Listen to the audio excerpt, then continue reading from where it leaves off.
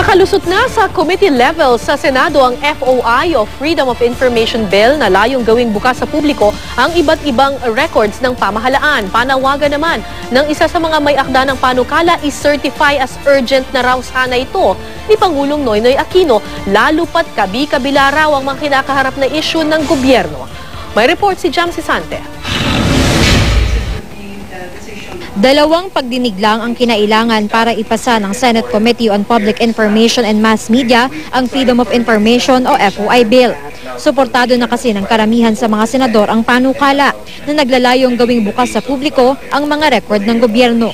Sa pamamagitan po ng batas na ito, mabibigyan natin ang bawat Pilipino ng pagkakataon at kapangyarihang aktibong makisangkot at makialam sa pagbabantay ng salapi ng bayan at sa ating pamahalaan. Sa pagdinig kanina, nagpahayag ng suporta para sa FOI Bill ang iba't ibang media organizations kasama ang GMA Network.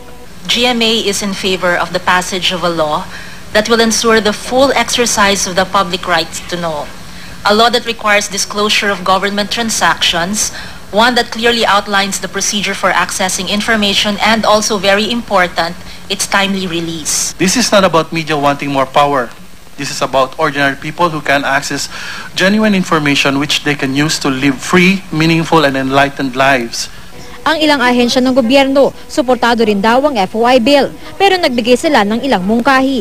Sabi ng Office of the Ombudsman, sana'y magkaroon ng mga probisyon para masigurong hindi gagamitin sa masama ang impormasyong makukuha mula sa gobyerno.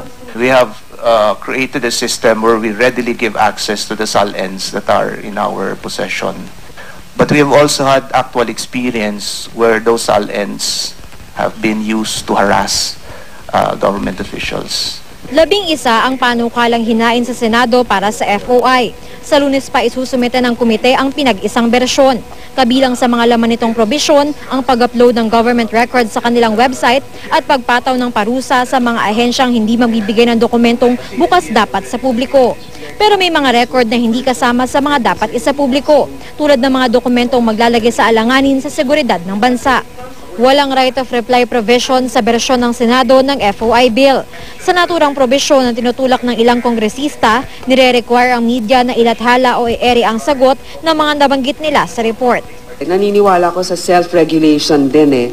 These are ethical standards that are already imposed on different journalism organizations. Now you have to be able to present both sides. Target daw ng Senado na maipasa ang FOI Bill bago matapos ang taon. Hindi naman daw malabong makamit ang target na yan dahil pinasa na ng Senado ang FOI Bill noong nakaraang Kongreso. Ang inaabangan ngayon ay kung makakalusot ba ang FOI Bill sa Kamara, lalo dito nagkaproblema noong mga nakaraang taon. Hinimok ng isa sa mga may akda ng FOI Bill si Pangulong Aquino na i-certify as urgent ang panukala para masigurong aaksyonan ito ng Kamara. It is very timely to pass this measure right now, especially with all these PDAF scam and other issues hounding the government right now. Ayon sa kinatawan ng palasyo, kasama na ang FOI Bill sa mga tatalakayin sa susunod na pagpupulong ng Legislative Executive Development Advisory Council o LEDAC. Jamsi Sante, GMA News.